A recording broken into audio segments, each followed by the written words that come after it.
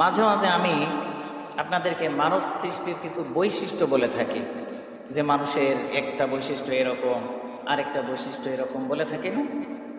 তো আল্লাহ সুবহানাহু ওয়া তাআলা মানব সৃষ্টির আরেকটা বৈশিষ্ট্য সম্পর্কে বলছেন, এটা আমরা জানব। আল্লাহ সুবহানাহু ওয়া তাআলা সূরা মাআরিজের 19তম আয়াতে বলছেন, ইন্নাল ইনসানা খুলিকা হালুআ, নিশ্চয় মানুষকে সৃষ্টি করা হয়েছে অস্থির চিত্ত রূপে। মানুষ সবসময় অস্থির থাকে, এক কথায় মানুষ সবসময় ব্যস্ত থাকে। মানুষ কোনো কাজ ছাড়া একা একা বসে থাকতে পারে না বেশিক্ষণ সময়, খুব ব্যস্ত মানুষ। দেখেন না, এতটা ব্যস্ত, সারা বছর আমাদের অনেকের আছে, আল্লাহ মাফ করুন, অনেকে আছে সারা বছর নামাজ পড়ার সুযোগ হয় না, অনেক ব্যস্ত, ব্যবসা বাণিজ্য নিয়ে ব্যস্ত, চাকরি নিয়ে ব্যস্ত, পরিবারের জন্য ব্যস্ত, অনেক ব্যস্ত। আল্লাহ তাআলা এটাই বলছেন যে মানুষকে এই অস্থির চিত্ত রূপে, ব্যস্ত রূপেই সৃষ্টি করা হয়েছে। আপনারা যারা শহরে থাকেন, ঢাকার যে ওভারব্রিজগুলো আছে না, ওভারব্রিজ, হ্যাঁ, ওখানে মাঝে মাঝে উঠবেন, দেখবেন, গেলে ওখানে একটু দাঁড়াবেন। আমি ঢাকায় পড়াশোনা করা অবস্থায় আমি আসরের পরের সময় মাদ্রাসা থেকে বের হয়ে মাঝে মাঝে হাঁটতে বের হইতাম। তো মাঝে মাঝে ওই ওভারব্রিজ উপরে দাঁড়িয়ে থাকতাম, 5 মিনিট 10 মিনিট দাঁড়িয়ে থাকতাম, দুই পাশেই লক্ষ্য করতাম এবং ওভারব্রিজের উপরের চলমানের ওই পথটাতে একটু লক্ষ্য করতাম। মানুষ অনেক ব্যস্ত, যে যার মতো করে ব্যস্ত। এমনকি অনেক সময় হাঁটতে গিয়ে যদি কখনো কারোর সাথে ধাক্কাও লাগে, যার ধাক্কা লাগলো, যার দোষে ধাক্কা লাগলো, এত ব্যস্ত যে ফিরে দেখারও সময় নেই যে ধাক্কাটা আসলে মানুষের সাথে লাগলো নাকি কোনো রড বা লোহার সাথে লাগলো। মানুষ এত ব্যস্ত, যে যাচ্ছে তো যাচ্ছে, যে হাঁটতেছে তো হাঁটতেছে, যে দৌড়াচ্ছে তো দৌড়াচ্ছে। ঢাকা শহরে এই ব্যস্ততার কারণে মানুষ চলছে তো চলছে, গোটা দুনিয়াটাই ব্যস্ত, ঠিক কিনা? তো আল্লাহ তাআলা এই কথাটাই বলছেন যে ব্যস্ত অস্থির চিত্ত রূপেই মানুষকে সৃষ্টি করা হয়েছে। মানুষ ব্যস্ত থাকবে, এই ব্যস্ততার মধ্যেই আল্লাহকে স্মরণ করতে হবে। সুবহানাল্লাহ পড়ে।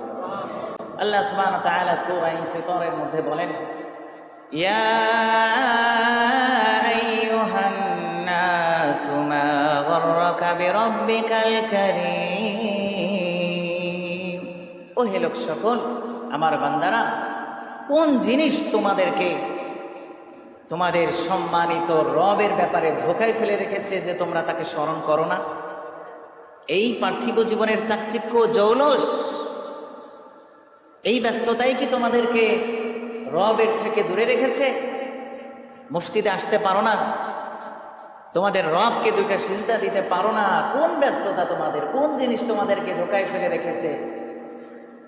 আল্লাযী খালাকাকা ফাসাওয়াকা ফাআদালাক, যে রব তোমাদেরকে সৃষ্টি করেছেন, ফাসাওয়াকা তোমাদেরকে সুঠাম করেছেন, ফাআদালাক তোমাদেরকে সুসামঞ্জস্য করেছেন। সুবহানাল্লাহ পড়েন। দেখেন আল্লাহ তাআলা কতটা সুসামঞ্জস্য করে আমাদেরকে সৃষ্টি করেছেন। যদি আল্লাহ তাআলা এই চোখ 2টা এই নাকের উপরে 2 সাইডে 2টা না দিয়ে চোখটা কপালে দিতেন, কেমন লাগতো? আল্লাহ তাআলা আমাদেরকে কত সুন্দর করে সৃষ্টি করেছেন, কতটা সুসামঞ্জস্য করে সৃষ্টি করেছেন।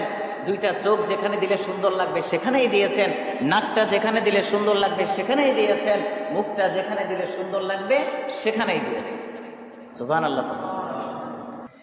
ফি আইয়ি সূরাতিন মা শাআ রাক্কাবাক, আল্লাহ তাআলা তোমাদেরকে তার ইচ্ছা মতো আকৃতিতে সৃষ্টি করেছেন।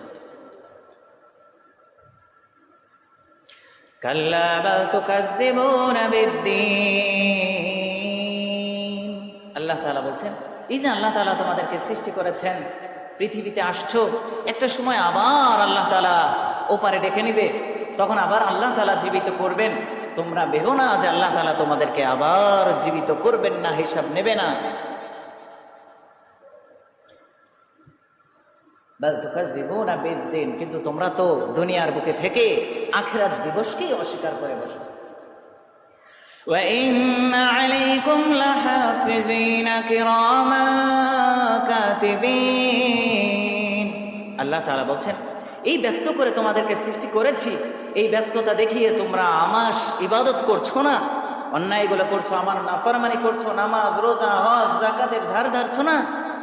প্রতিটা কাজ, প্রতিটা কর্ম কি করছো তুমি, এটা দেখার জন্য, হিসাব রাখার জন্য লিখে দিয়েছেন লেখক, রেকর্ড করতেছেন। ওয়া ইন্না আলাইকুম লাহাফিজিন কিরামান কাতিবিন, সম্মানিত দুই ফেরেশতা লেখক তোমাদের দুই কাঁধে নিযুক্ত করে রেখে দিয়েছি, প্রতিটা কর্ম, প্রতিটা কথা লিখে রাখেন। সূরা কফের মধ্যে আল্লাহ সুবহানাহু ওয়া তাআলা বলেন, মা ইয়ালফিযু মিন কাওলিন ইল্লা লাদাইহি রাকীবুন আতীদ। দুইজন প্রহরী, দুইজন বডিগার্ড প্রতিটা কর্ম, প্রতিটা কথা বলার সাথে সাথে লিখে রাখে।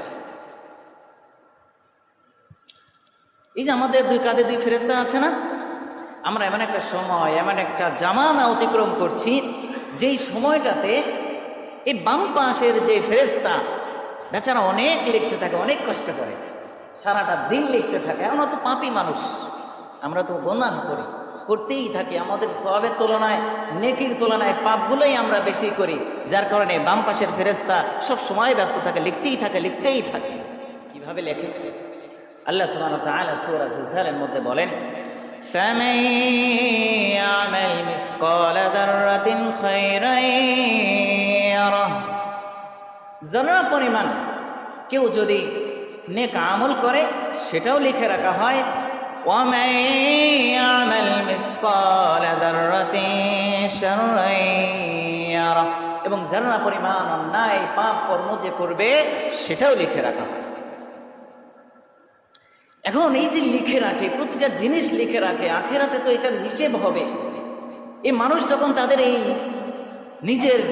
প্রত্যেকটা মানুষ যখন নিজের জীবন বৃত্তান্ত আখিরাতের ময়দানে দেখবে লিখিত অবস্থায়, তার প্রতিক্রিয়াটা কেমন হবে? আল্লাহ সুবহানাহু ওয়া তাআলা সূরা কাহফের 49 নম্বর আয়াতে এটা বলছেন, আল কিতাবু ফাতারাল মুজরিমিনা মুশফিকিনা মিম্মা ফীহি।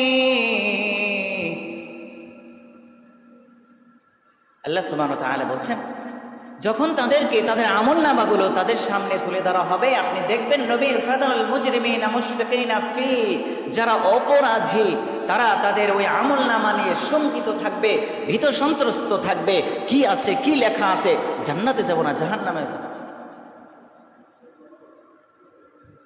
ওয়া ইয়াকুলুল লাযীনা কাফারু ইয়া লাইতানা, অপরাধীরা, কাফেররা, মুশরিকরা, বেঈমানরা, গুনাহগাররা, পাপীরা আফসোস করে বলতে থাকবে, মা লিহাদাল কিতাব, এটা কেমন আমলনামা, কেমন কিতাব, এই হায়, লা ইউগাদিরু সগীরাতান ওয়ালা কাবীরাতান ইল্লা আহসাহা। কেমন কিতাব, কেমন আমলনামা, এটা কিভাবে লিপিবদ্ধ করা হলো? ছোট থেকে ছোট, বড় থেকে বড়, কোনোটাই বাকি রাখা হয় নাই, সব লেখা হয়েছে, সব লেখা হয়েছে। এজন্য প্রতিটা জিনিস, প্রতিটা কর্ম আমাদের মনিটর করা হচ্ছে। দুই ফেরেশতা লিখে রাখছে, প্রতিনিয়ত লিখে রাখছে। এজন্য যতই ব্যস্ত থাকি না কেন, যতই সৃষ্টিগত বৈশিষ্ট্য দেখিয়ে আল্লাহর থেকে দূরে থাকি না কেন, আল্লাহ তাআলা আমাদেরকে এসব নিবেন। এখন দেখেন, ওই সেই শুরুর মাআরিজের সেই আয়াত, ইযা মাসসাহুশ শাররু জাযুআ, এই মানুষ যখন অনেক ব্যস্ত, এই অস্থির চিত্তে থাকা মানুষগুলো যখন কোনো অনিষ্ট হয়ে যায়, যখন ব্যবসায় একটু লস হয়ে যায়, পরিবারের কেউ অসুস্থ হয়ে যায়, ইযা মাসসাহুশ শাররু জাযুআ, তখন সে আরো অস্থির হয়ে পড়ে, হয় না? ওয়া ইযা মাসসাহুল খায়রু মানুআ, এই ব্যস্ত মানুষগুলো যখন কোনো কল্যাণ লাভ হয়, ব্যবসায় অনেক লাভবান হয়ে যায়, আগে গরিব ছিল এখন ধনী হয়ে গেছে, এমন অবস্থায় তাদের অবস্থাটা কি হয়? আল্লাহ তাআলা বলেন, ওয়া ইযা মাসসাহুল খায়রু মানুআ, এই মানুষগুলো যখন ধনী হয়ে যায়, কল্যাণ লাভ হয়ে যায়, এই মানুষগুলো তখন অতি কৃপণ হয়ে যায়। দেখবেন যারা হঠাৎ ধনী হয়ে যায় এরা প্রচুর কৃপণ হয়। আল্লাহই বলছেন, ইল্লাল মুসাল্লিন, এখন এই দুই শ্রেণীর মানুষ যারা খুব বেশি হতাশ হয়ে পড়ে, অস্থির হয়ে পড়ে, আমার কল্যাণ লাভ হওয়ার কারণে অনেক কৃপণ হয়ে যায়, আল্লাহর রাস্তায় খরচ করে না, মানুষের কল্যাণে কিছু করে না। এই যে দুই শ্রেণীর মানুষ, এখন নিয়ন্ত্রণ কিভাবে করবে? এই অস্থির মানুষগুলো স্থির কিভাবে হবে? আল্লাহ তাআলা এর সমাধান বলে দিচ্ছেন পরের আয়াতে, ইল্লাল মুসাল্লিন আল্লাযীনা হুম আলা সালাতিহিম দাঈমুন। কিন্তু এই অস্থির মানুষগুলো স্থির হয়ে যায় সেই মানুষগুলো যারা আল্লাহ তাআলার ইবাদত করে, আল্লাহ তাআলার নামাজগুলো পড়ে। আল্লাযীনা হুম আলা সালাতিহিম দাঈমুন, যারা অতি ধার্মিক, নিয়মিত লাগাতার 5 ওয়াক্ত নামাজ যারা পড়ে, তারাই পৃথিবীর অস্থির মানুষগুলোর মধ্যে স্থির। ঠিক কিনা? দেখবেন যারা প্রচুর ধার্মিক, 5 ওয়াক্ত নামাজ পড়ে, রোজা রাখে, সম্ভব হলে তাহাজ্জুদ পড়ে, কারোর ক্ষতি করে না, এরা কিন্তু খুব স্থির মানুষ হয়। বিপদ হলে কি হয়? আপনার সন্তানের তো এই ক্ষতি হয়ে গেছে, ইন্না লিল্লাহ, যাক আল্লাহ তাআলা রোগ দেন, আল্লাহ তাআলাই সারবেন। যদি তাকে সংবাদ দেওয়া হয় যে আপনার ব্যবসা তো লস হয়ে গেছে, সে চুপ থেকে কি বলে? আল্লাহ আমাকে ব্যবসা করার সুযোগ দিয়েছিলেন, আল্লাহ একটু লস দিয়েছেন, সে আল্লাহ আবার কি লাভ দিবেন, ইনশাআল্লাহ। ধৈর্য ধারণ করে স্থির থাকে। কিন্তু বেনামাজি ধনী হয়ে গেলে সে অহংকারী হয়ে যায়, ব্যবসায় ধস নামলে সে আবার অস্থির হয়ে পড়ে, ভাই আমার কি হবে, আমার কি হবে। এই জন্য নামাজ পড়া জরুরি কিনা? মসজিদের সাথে সম্পৃক্ততা জরুরি কিনা? জরুরি। এই অস্থির মানুষগুলোকে স্থির করার জন্য সারা 12 মাস কাল মানুষ অস্থির থাকবে। আল্লাহ সুবহানাহু ওয়া তাআলা রমজান মাস দিয়ে দিলেন, রোজাগুলো ফরজ করে দিয়ে এই অস্থির মানুষগুলোকে স্থির করে দিলেন। দেখেন, রোজাদার যতই সারা 12 মাস কাল মানুষ ব্যস্ত থাকুক না কেন, রমজানে রোজা রেখে মানুষ কিন্তু স্থির থাকে। সারা 12 মাস কাল যেভাবে দুনিয়ার পিছনে ছোটে, রোজার মাসে কিন্তু অতটা ছোটে না, ব্যস্ত থাকে, কিন্তু দিন শেষে সে এমন কিছু করে না যে তার রোজার একজন মানুষের পরিপন্থী হয়ে যায়, আদর্শের পরিপন্থী।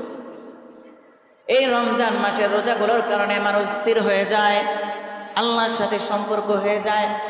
আরো বেশি সম্পর্ক পয়দা করার জন্য আল্লাহ সুবহানাহু ওয়া তাআলা রমজান মাসের শেষের 10 দিনে বান্দার জন্য ইতিকাফের ব্যবস্থা করে দিলেন। ইতিকাফ কি জানেন? রমজানের শেষের 10 দিনে গোটা পৃথিবীর সাথে সম্পর্ক বিচ্ছিন্ন করে একমাত্র সৃষ্টিকর্তা আল্লাহ তাআলার জন্য একাকিত্ব হয়ে যায়, আল্লাহ তাআলার সান্নিধ্যে আসার জন্য মসজিদে এসে যায়। তো সারা 11 মাস মানুষ অনেক ব্যস্ত থাকে, অস্থির থাকে। রমজানের মতো মাসে মানুষ আল্লাহ তাআলার পক্ষ থেকে বিশেষ রহমত প্রাপ্ত হয়ে একটু স্থির হয়। ওই বান্দাকে আরো একটু স্থির করার জন্য, শান্ত করার জন্য, আল্লাহর সাথে সম্পর্ক গভীর করার জন্য 10 দিন, শেষের 10 দিন ইতিকাফ নামক ইবাদতে তাকে ঢুকায় দেন। ইতিকাফ যারা করে তারা মসজিদের বাইরে যেতে পারে, গোটা পৃথিবীর সাথে, পরিবারের সাথে সম্পর্ক ছিন্ন করে একমাত্র রবের ইবাদত করার জন্যই মানুষ ইতিকাফে আসে। আর এই স্থির মানুষগুলোর জন্যই জান্নাতের ফয়সালা। আল্লাহ নবী সাল্লাল্লাহু আলাইহি ওয়াসাল্লাম ইতিকাফকারী সম্পর্কে বলেন, ইন্নাহু মু'তাকিফুজ যুনুব, গোটা পৃথিবীর সাথে সম্পর্ক ছিন্ন করে রমজানের শেষের 10 দিনে সে আল্লাহর সাথে সম্পর্ক করার জন্য মসজিদে এসে যায়। মু'তাকিফুজ যুনুব, সে তো সমস্ত গুনাহ ত্যাগকারী হয়ে যায়। ওয়াজরি লাহু মিনাল আজরি কাজরিল আমিলিস হাসানাতি কুল্লি, সে ওই ব্যক্তির মতো হয়ে যায় যে সব সময় আমলগুলো করতে থাকে, সব সময় নেক আমল করতে থাকে। ওই ব্যক্তির মতো মু'তাকিফ ইতিকাফকারীর আমল নামায় সওয়াব বলে লিপিবদ্ধ করে দেয়। আবু হুরায়রা রাদিয়াল্লাহু তাআলা আনহু থেকে বর্ণিত, তিনি বলেন, কানা নবী সাল্লাল্লাহু আলাইহি ওয়াসাল্লাম ইয়াতাকিফু ফি কুল্লি রমাদান 10 আইয়াম, ফি কুল্লি রমাদান 10 আইয়াম। নবী করিম সাল্লাল্লাহু আলাইহি ওয়াসাল্লাম প্রতি রমজানের শেষের 10 দিন ইতিকাফে থাকতেন। আল্লাহ নবী সাল্লাল্লাহু আলাইহি ওয়াসাল্লাম যেই বছর তিনি ইন্তেকাল করেন, ইতিকাফা 20, জীবনের শেষ বছরে তিনি 20 দিন ইতিকাফে ছিলেন। কয়দিন? 20 দিন। আপনারা জানেন, গোটা পৃথিবীর সাথে সম্পর্ক ছিন্ন করে যখন একটা মানুষ এই 10 দিনের জন্য মসজিদে চলে আসে আল্লাহর সাথে সম্পর্ক গভীর করার জন্য, আল্লাহ তাআলা তাকে কি পুরস্কার দেন? আল্লাহ নবী সাল্লাল্লাহু আলাইহি ওয়াসাল্লাম বলেন, মানি আতাকাফা আশরান ফি রমাদান, কোন ব্যক্তি যদি রমজান মাসে শেষের 10 দিনে ইতিকাফে থাকে, মসজিদে অবস্থান করে শেষের 10 দিন, কানা কাহাজ্জাতাইন ওয়া উমরাতাইন, আল্লাহ নবী সাল্লাল্লাহু আলাইহি ওয়াসাল্লাম বলেন, এই আমলের বদৌলতে আল্লাহ তাআলা তার আমল নামায় 2টা বড় হজ এবং 2টা উমরা হজের সওয়াব লিখে দেন। লাভ আছে কিনা? 2টা বড় হজ করতে কত টাকা লাগে? 6 লাখ 6.5 লাখ টাকা মতো লাগে বড় হজ করতে একটা, আর উমরা করতে 1.5 লাখ। আল্লাহ তাআলা 10 দিন অবস্থানের কারণে মসজিদে রমজানের শেষের 10 দিন অবস্থান করার কারণে 2টা বড় হজের সওয়াব এবং 2টা উমরার সওয়াব আমলনামায় লিখে দেন। অনেকে বলে যে হুজুর হজ করতে খুব মন চায়, কিন্তু আল্লাহ তাআলা সামর্থ্য দেন নাই। আপনাকে কে বলেছে সামর্থ্য না থাকলে হজ করতে? হজ না করে যদি হজের সওয়াব পেয়ে যায়, চাকরি না করে যদি বেতন ঘরে বসেই পাওয়া যায়, তাহলে চাকরি করার দরকারটা কি? হ্যাঁ, আল্লাহ তাআলা তো বলে দিয়েছেন সামর্থ্য নাই হজ করা, রমজানের শেষ 10 দিন থাকো, 2টা হজের সওয়াব দিয়ে দিব, 2টা উমরার সওয়াব দিব। আল্লাহ নবী সাল্লাল্লাহু আলাইহি ওয়াসাল্লাম বলেন আরো সহজ করে দিয়ে, মানি আতাকাফা ইয়াওমান ইবতিগা ওয়াজহিল্লাহি তাআলা, কোন ব্যক্তি যদি আল্লাহ তাআলাকে সন্তুষ্ট করার জন্য গোটা পৃথিবীর সাথে সম্পর্ক ছিন্ন করে একটা দিন মসজিদে এসে ইতিকাফে থাকে আল্লাহকে সন্তুষ্ট করার জন্য, জাআলাল্লাহু বাইনাহু ওয়া বাইনান নার সালাসা ফানাদিক, আল্লাহ সুবহানাহু ওয়া তাআলা এই একদিন ইতিকাফ করার কারণে তার মাঝে এবং জাহান্নামের মাঝে 3 খানাদিক খান্দাক দূরত্ব পয়দা করে দেবেন। বলা হয়ে থাকে আবআদু মা বাইনাল খাফিকাইন, 3 খানাদিক বলা হয়, এর দূরত্ব হলো জমিন থেকে আসমানের দূরত্ব যত বেশি, তার চেয়ে বেশি দূরত্ব জাহান্নাম এবং তার মধ্যে করে দেন। এজন্য হজ করার সামর্থ্য যাদের নাই বা এখন যাদের আছেও, কিয়ামতের ময়দানে তো আপনার আমলনামা দিয়ে আপনাকে বিচার করা হবে, কোন বংশের ছেলে, কোন মসজিদের বড় ইমাম, কোন মসজিদের বড় খতিব, কত বড় আলেম, কত বড় জালেম, কত বড় কি সি, এ কিচ্ছু দেখা হবে না। আমল আছে কিনা প্র্যাকটিক্যালে দেখা হবে। চেহারা দেখে জান্নাত জাহান্নাম নির্ধারণ হবে না, আমলনামা দেখে। তখন আপনার আফ্রিকান বলেন আর আমেরিকান বলেন সব সমান, কুল্লুহুম সাওয়া, সব সমান। এই জন্য যেভাবে হোক, যে কোনো ভাবেই হোক, আমল নামাকে ভারী করতে হবে, এটাই হলো মুখ্য উদ্দেশ্য। আল্লাহ সুবহানাহু ওয়া তাআলা আমাদেরকে মহান আমলগুলো করার তৌফিক দান করেন, সবাই বলেন আমিন। মুহতারাম হাজিরিন, আমরা অনেকে আছি 60 বছর বয়স হয়ে গেছে, 70 বছর বয়স হয়ে গেছে, চুল দাড়ি পেকে গেছে, গোটা জীবন, এই জীবনের গোটা সময়টা পরিবারের জন্য ব্যয় করেছি, দুনিয়া কামানোর জন্য ব্যয় করেছি। জীবনের একবারের জন্য হইলেও আর কয়টা দিনই বা বাঁচবো, সামনের বছর রোজা নাও পেতে পারি। আমাদের যাদের সুযোগ হয় আল্লাহর সাথে, রবের সাথে সম্পর্ক গভীর করার জন্য হলেও এই 70 বছরের জীবন যা গেছে গেছে, কমপক্ষে 10টা দিন আল্লাহর জন্য দিই, যে আল্লাহ আমাকে আপনাকে এত সুন্দর করে মার্জিত করে সাজিয়ে গুছিয়ে সৃষ্টি করেছেন, সুসামঞ্জস্য করে সৃষ্টি করেছেন। উচিত কিনা? আল্লাহ তাআলা আমাদেরকে তৌফিক দান করেন, সবাই বলেন আমিন। এই যে কোন মহল্লায় এই ইতিকাফটা হলো সুন্নাতে মুআক্কাদা আল কিফায়া, মহল্লাবাসীদের পক্ষ থেকে 2-3 জন 2-1 জন যদি ইতিকাফে থাকে তাহলে সবার পক্ষ থেকে আদায় হয়ে যাবে, আল্লাহ সহজ করে দিলেন। আর যদি কেউ ইতিকাফে না বসে তাহলে ওই মহল্লার প্রত্যেকটা মানুষ সুন্নাতে মুআক্কাদা তরক করার কারণে গুনাহগার হবে। আল্লাহ তাআলা আমাদেরকে তৌফিক দান করেন, সবাই বলেন আমিন। গত কয়েক জমায় আলোচনা করেছিলাম নিয়ত সম্পর্কে। মানুষের কর্মফল নির্ধারিত হয় নিয়তের উপর নির্ভর করে। আপনি কি চিন্তা করছেন, কি নিয়ত করছেন। যেহেতু এখনো সময় আছে, প্রায় 1 সপ্তাহ সময় আছে, নিয়ত করবেন।